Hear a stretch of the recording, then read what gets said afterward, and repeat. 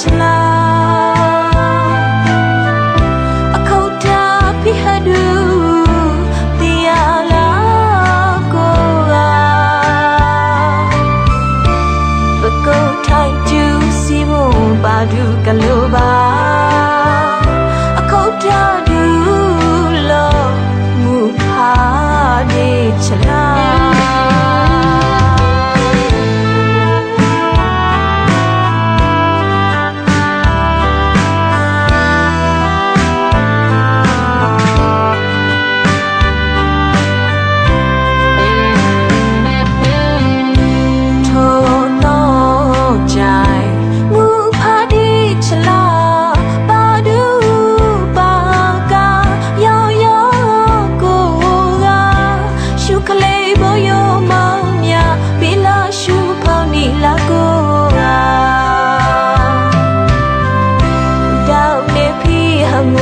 chla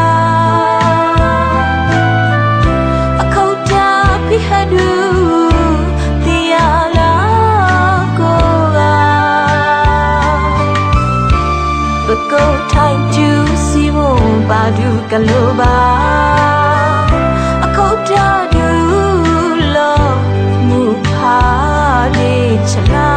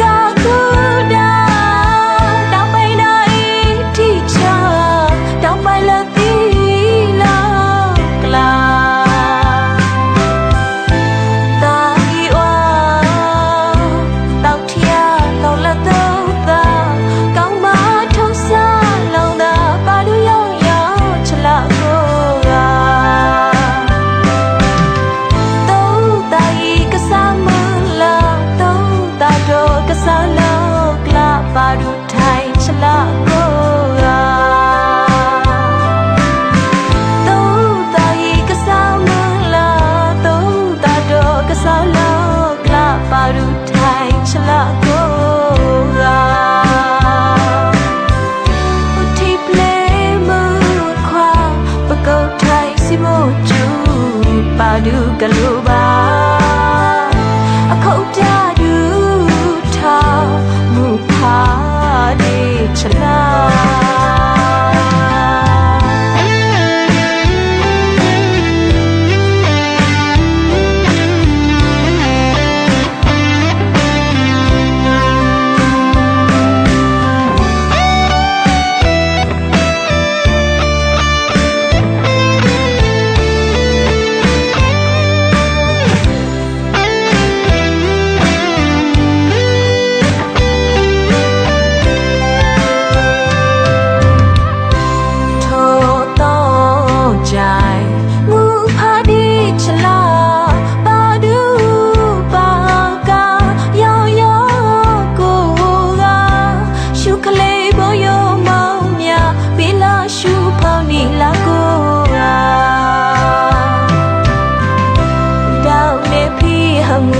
chla akota pihadu tiala koa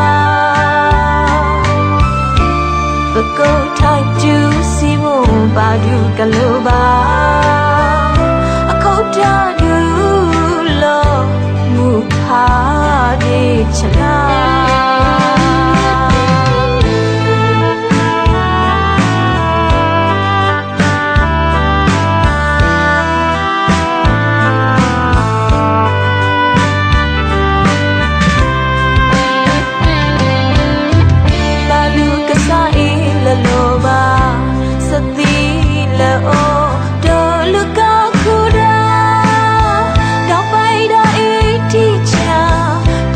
Hãy subscribe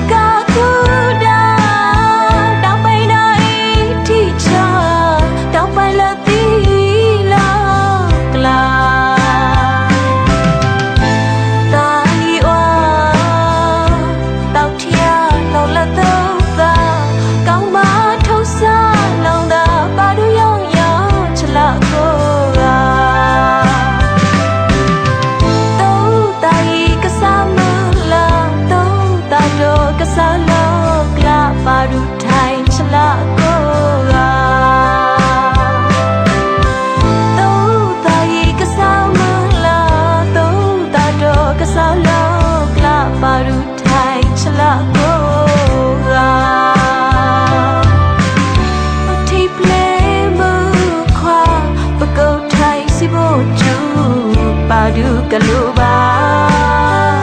အခုတဒူထားမူခါဒီချလာအခုတဒူထားမူခါဒီချလာအခုတဒူထားမူဖာဒီချလာ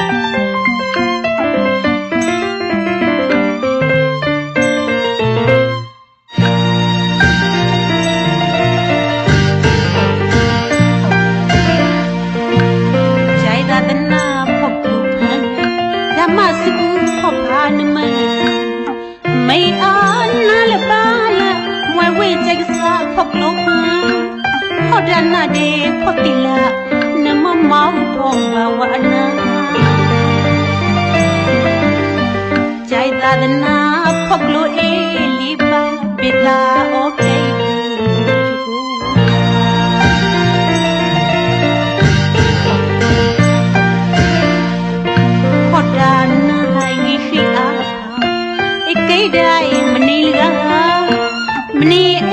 အိကွေမောက်တာဝဲဖော်ထနာအခုတာလမေတော်မွဲဖော်တင်လာကိနေနဲ့ထောင်းဖူးကြောင်ဖူးချာကြောက်ထွက်ခိုက်ပြီးမွဲပွန်ပါကမွဲဖော်တင်လာအခုတာမနီလာ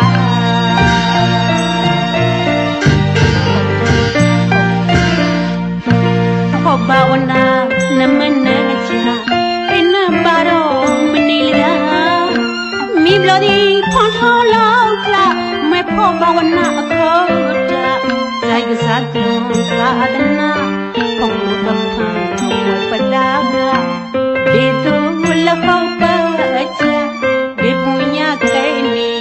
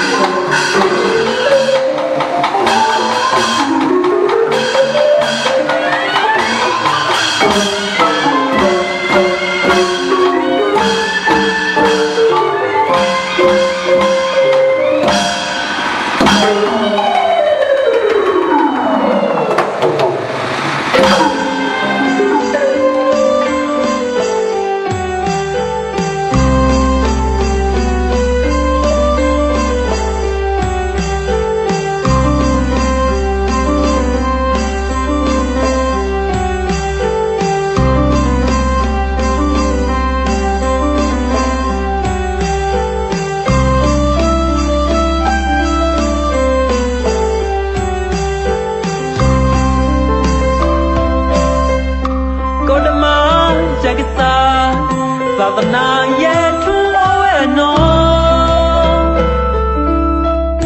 ဖယားသာသနာထလခွေရောနေလောင်းငယ်ဖောင်းချောင်းဖူကြရဲ့ကုသနာဒီသာသနာပဒလူကတွန်းလောင်းလီပတွန်တာတော့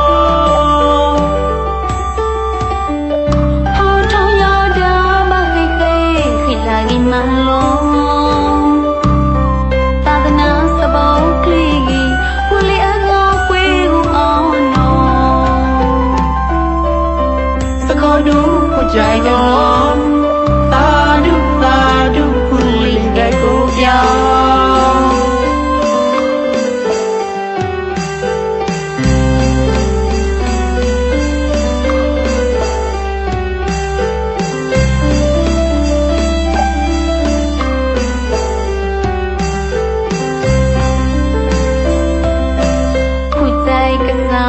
Limia, you piaco me, ma pico me pulega. Mula puli okukau, taluda mlandeso, kujai sama. Puli del tutumpilo, pula sesako me, omala abun ito, ibu piala puli mlandeso.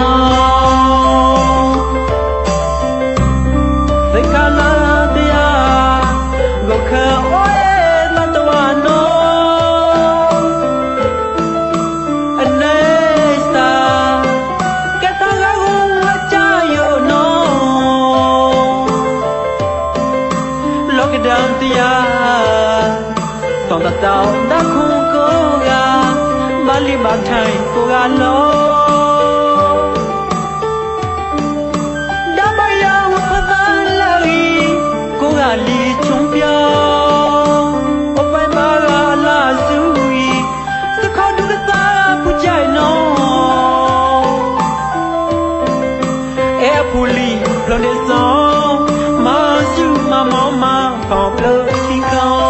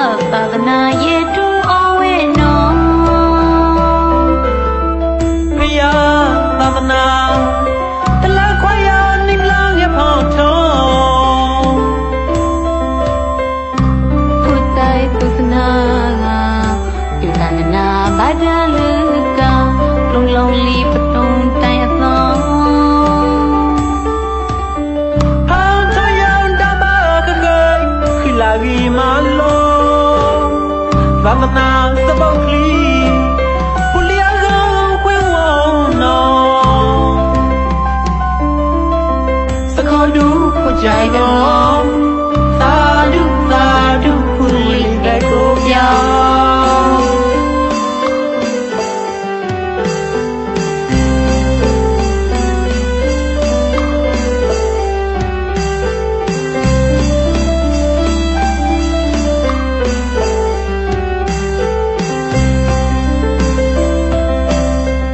Jaya kachaya limia, you piago me, ma pico me puligan. Mula puli okukon, espaluda applaudisyon, kujai tamama, puli desu tupilon. Pula sesako me, omala abun ito. Puli foundation the kala dia gokha oe la tawano anesta kataga gu achayo no lockdown dia song ta tao da khung ko ga bali ba thai ko ga lo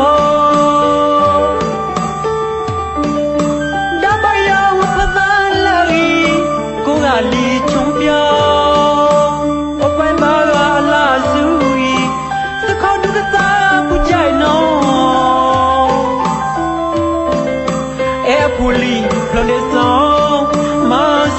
မောမထောင်လို့ချီကောင်း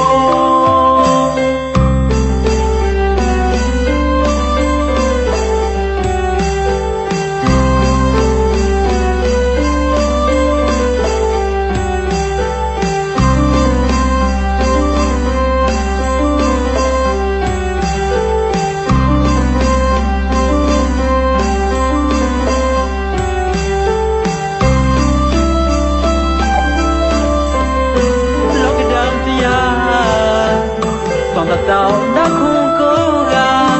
မလီမထိုင်ကိုကလောဒဘယာဝဖသလာရီကိုကလီချုံပြောအပိုင်မာကလာစုရီစခေါဒုကစားပူချိုင်နောအဲပူလီဖလိုနေဆောင်မစုမမောင်မထောင်လို့ချီကောင်း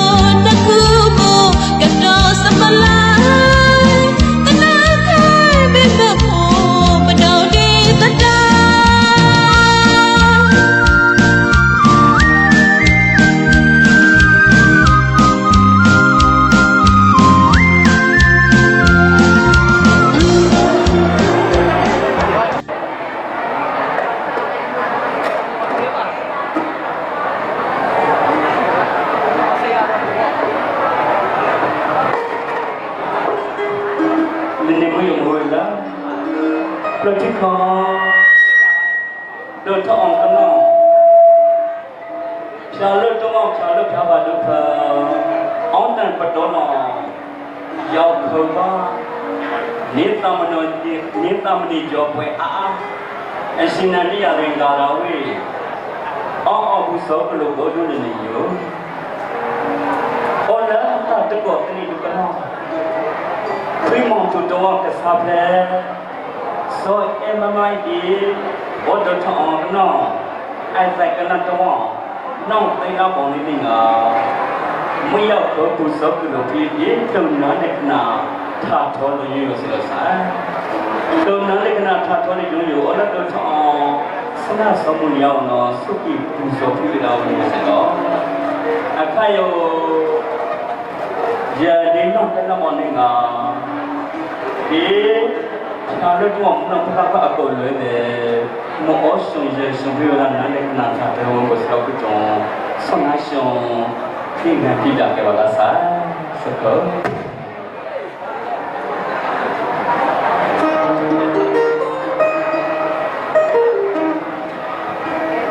Đôi thọ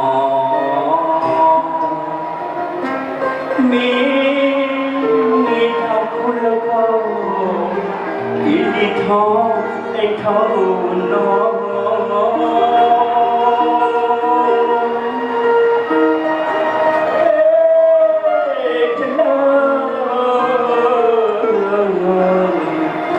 nó lên tròn lo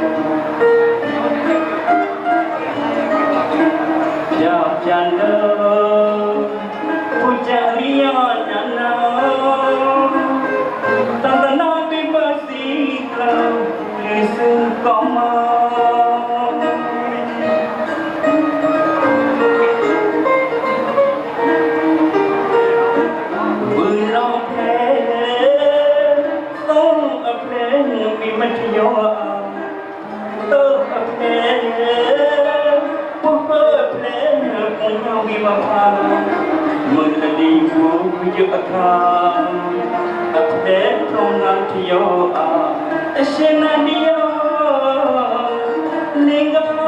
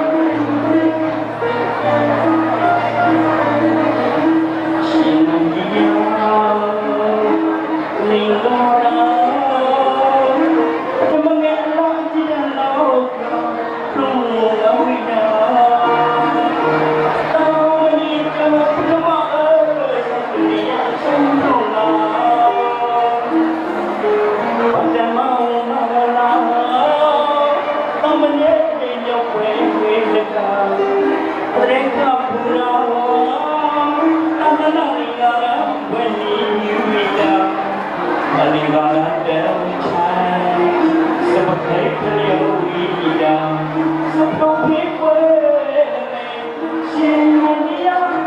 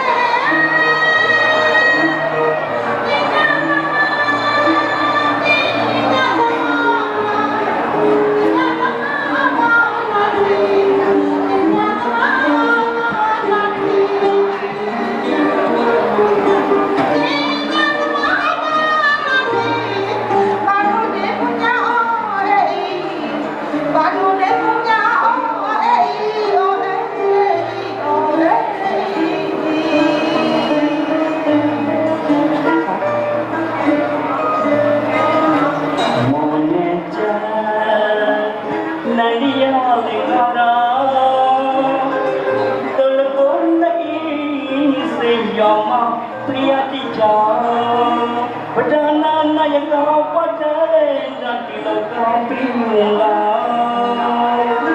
subscribe cho kênh Ghiền Mì Gõ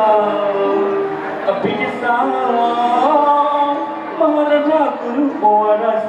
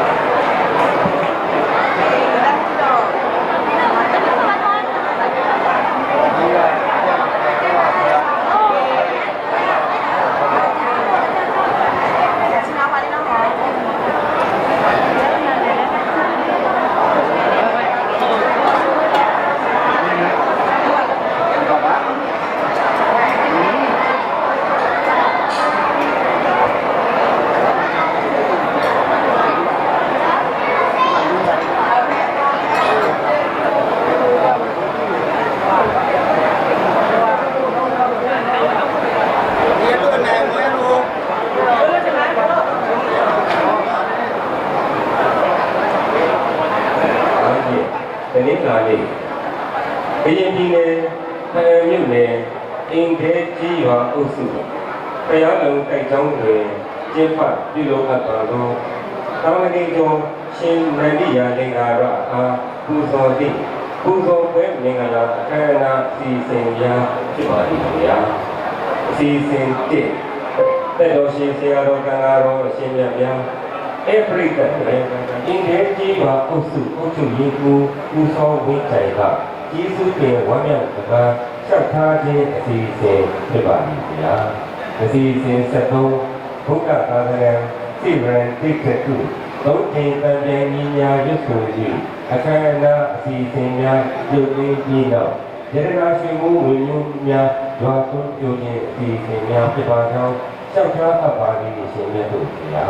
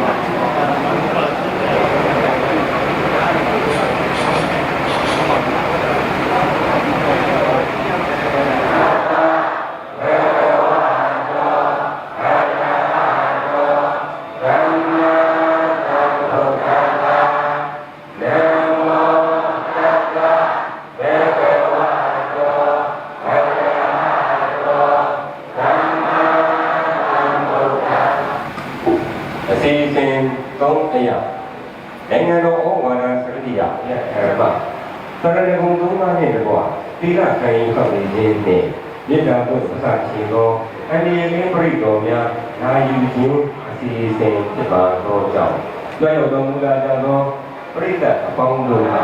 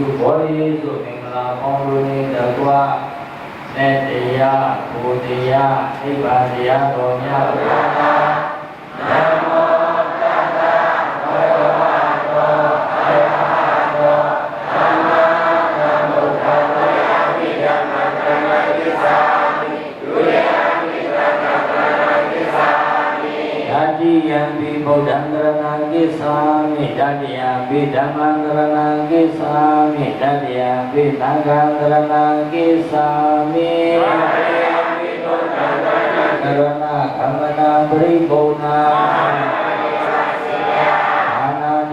ဒာဝိရမိသိက္ခာပဒံသမာဓိယာမိ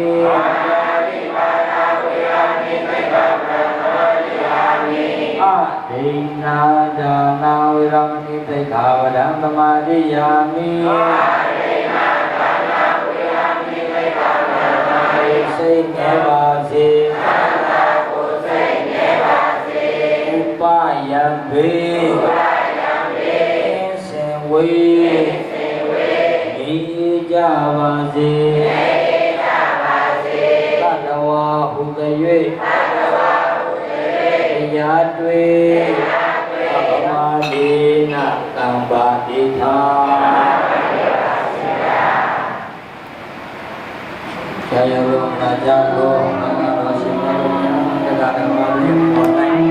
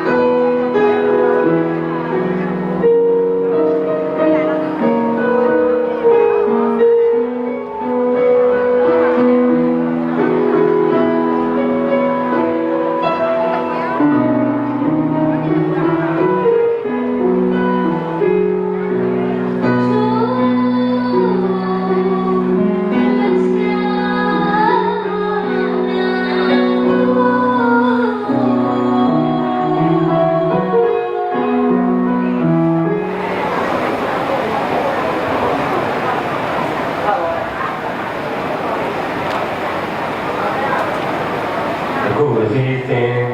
ငါးအရာဥပ္ပယပြပါမည်အကြောင်းလျှောက်ထားအပ်ပါလိမ့်ခင်ဗျာ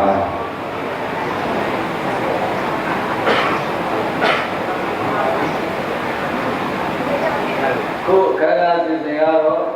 ရှင်နာရိယလင်္ကာရရဲ့သမနုပ္ပတ္တိပေါ့နော်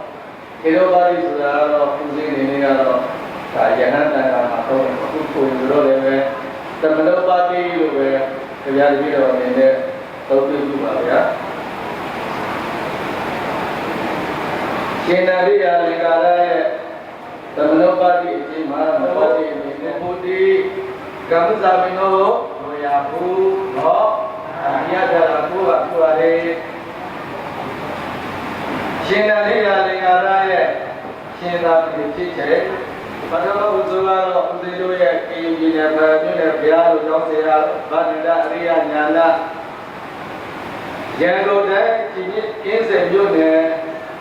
ရွှေညောင်ပင်ကျောင်းတဲ့ဗဒနာနယကဆရာတော်နဲ့စာချဆရာတော်များဖြစ်ကြတော့ဗာဒန္တဝစီရညာနာဗာဒန္တကုဏရတိဗာဒန္တပုဝနာရန်ကုန်တိုင်းအေးစင်မြို့နယ်ရွာမပရိယတိသာသင်တဲ့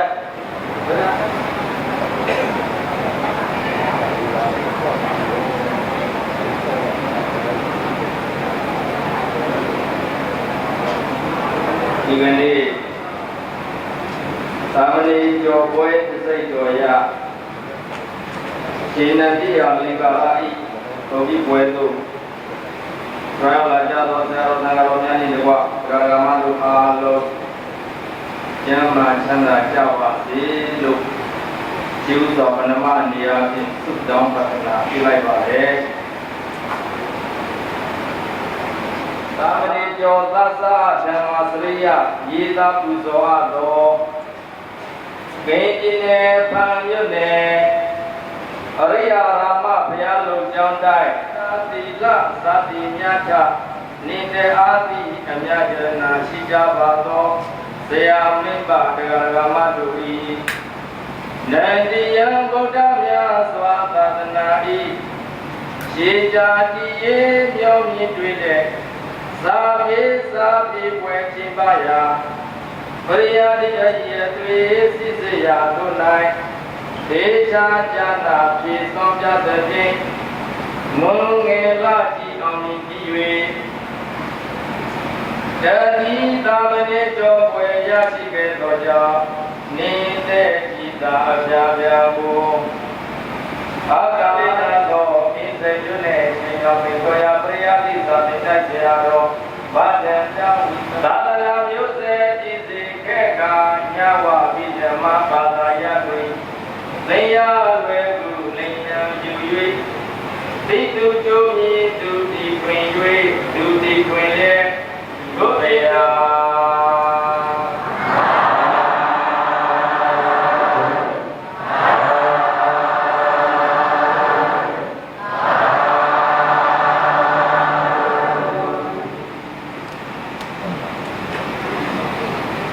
အခမ်းအနားအစီအစဉ်ခုနှစ်အရာအငြိမ်းစားဒုတိယပြည်နယ်တိုင်းရင်းစစ်ပညာဦးစီးဌာနမှ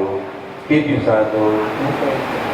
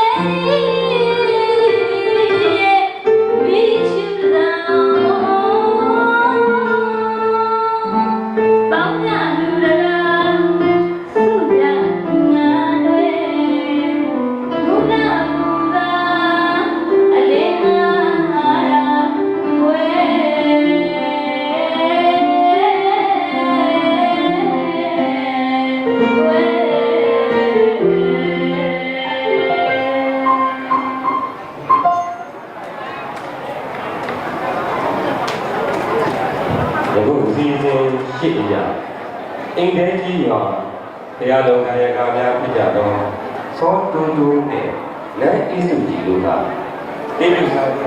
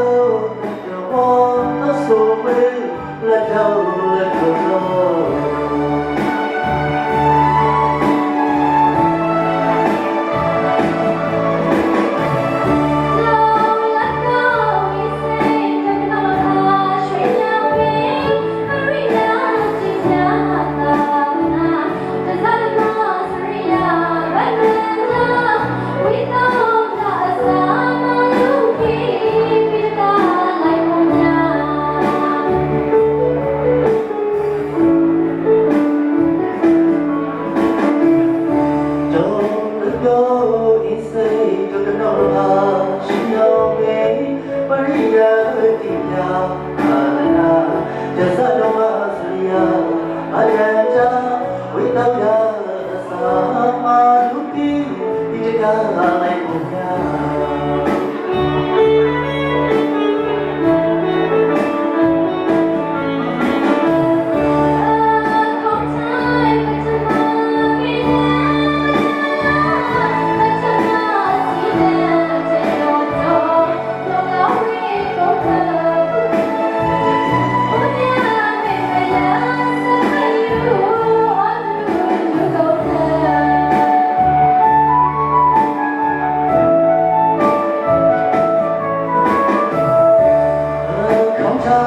cho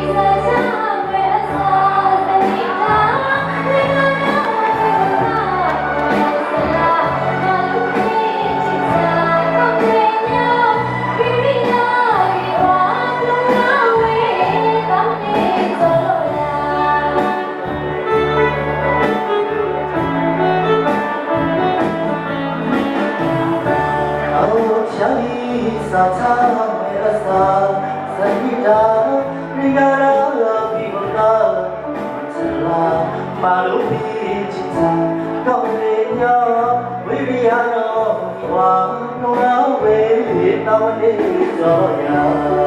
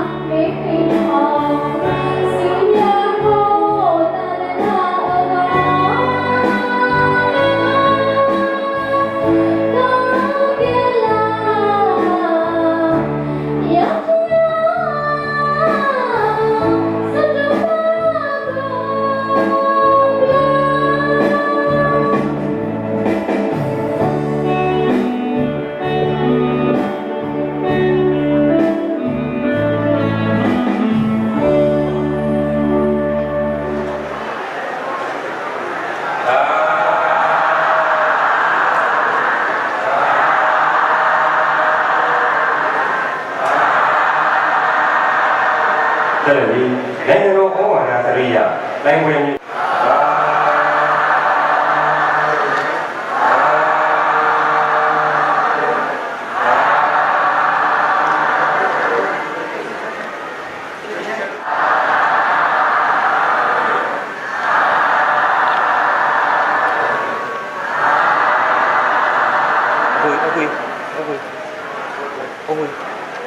ယခုဆက်လက်ပြီး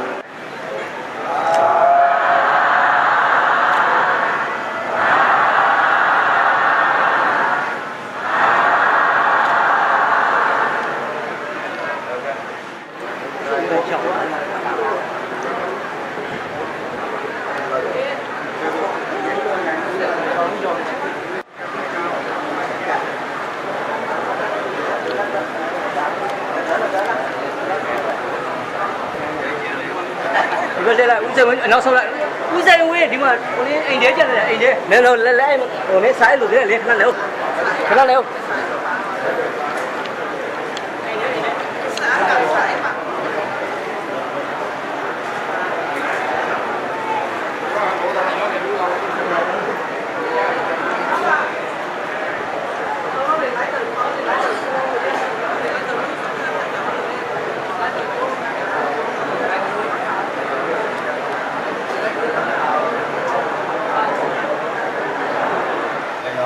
သူရောက်ပါစေဒီကဗျာရောက်ပါစေအဲတော့ဘုရားလူတွေသူတွေတော့မနည်းလပါပါဒီရောရောမကုတ်ပြပါလပါပါဒီရောရောဒီတော့ကုကျော်တက္ကဘုရားလည်းပုံကဘောကုကျော်တော့မာဘုရားကုပြပါပိယံဝါစီအာဇာနေဟုဒီကြီးယောက်ျားမလျော်မသိတော်သည်ဖြစ်ပေါ်၍လာရိုးရယ်မာကချမ်းသာစီးပွားကိုတဲ့မြာဤဧဒါနိသာနိကတဝါနာသဗ္ဗတမပရာစိတတို့ဒီကိုရင်းနောင်ရဲ့ဘယ်လိုပင်တွေ့တွေ့စေချမ်းသာငြိမ်းချမ်းရေးလမကြီးကိုကိစ္စကြီးလဘနေကိုကိုတိုင်ပွားကုန်သည့်တရားနှလုံးအလေးလေးပွားတော်ရဲ့ကိုင်းရင်လည်းမန္တလောစခန်းပေါ်ရောက်နိုင်ကြပါစေကုန်သတည်းယန္တိကတို့လူရှင်လူမပေါင်းသူတော်ကောင်းတို့အားအိမိနာပုံညကမေနဤသို့ယင်းရကိုပြုစုရသောကောင်းမှုစိန်သောအာနုဘောတော်ကြောင့်ဩဒ္ဓမမင်္ဂလာမတုနာမရှင်သာ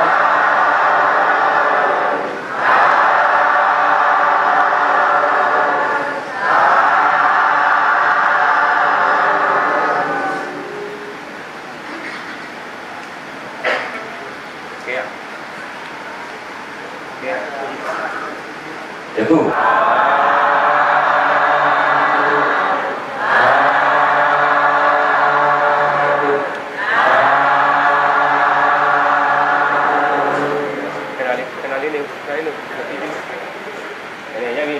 နာဘုံညကြောင့်သံမြာဟိจิဒီမေမြင်သည်ရေကြီးထုံးချောင်းသံမကောက်ဝဲရောက်ရပါလို့ဘုဒ္ဓဘဝယမအပေါ်ဘုရားမြတ်ဘုရားဘုရားမတွေ့ရပဲအရင်စား၍စိတ်မြတ်လုံးစုံဘုံ31ဘုရားဒီပြေသမြဝိနိယတုဝိရောသာယတယအရဟံယေလောယ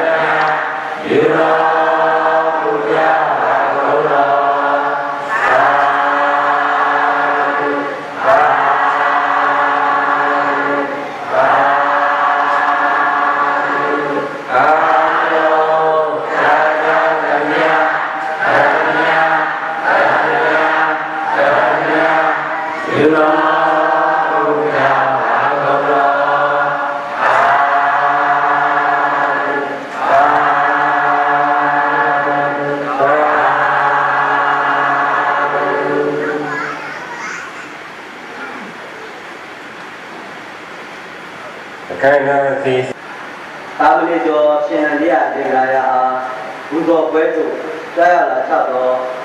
ဆရာတော်ရှင်သူများအားနှင့်ဒေဂါမများအားလုံး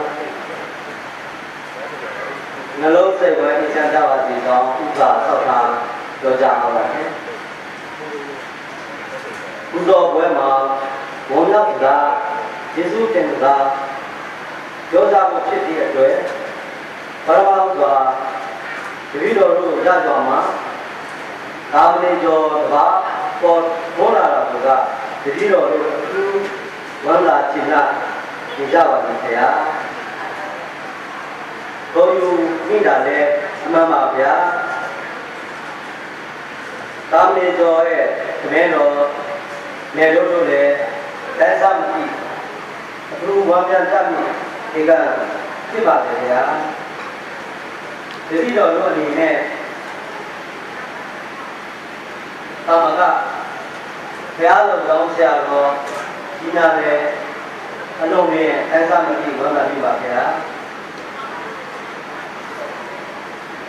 သာမဏေကျော်သာကြဆရာတော်များလည်းဒီနာဘုံရောက်သာမဏေစေဝါတေတုဘုရား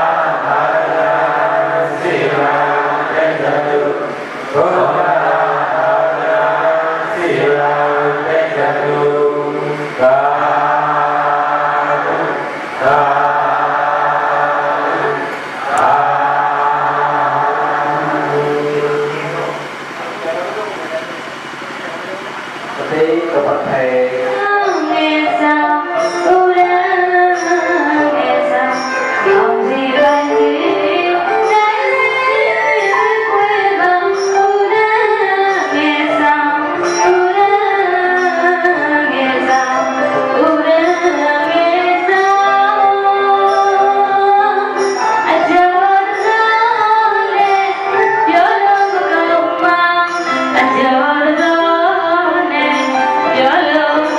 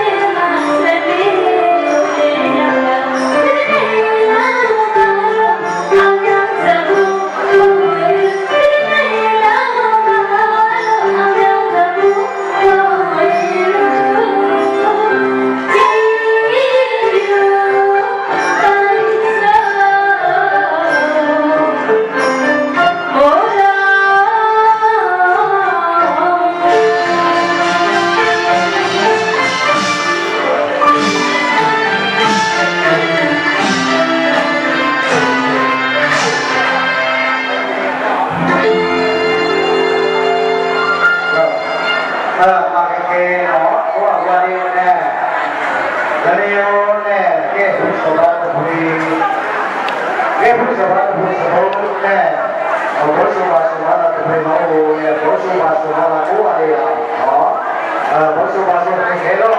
ဘာလို့လဲဝဲပြင်ပေါ်တော့မှာပြင်နေလူနဲ့ဘောစဘာဆိုတာကဲဘောစဘာဆိုမလားဘိုးလာဒီမောင်းနဲ့လောကပါအဲဒီကိုတော့တော့ဆိုင်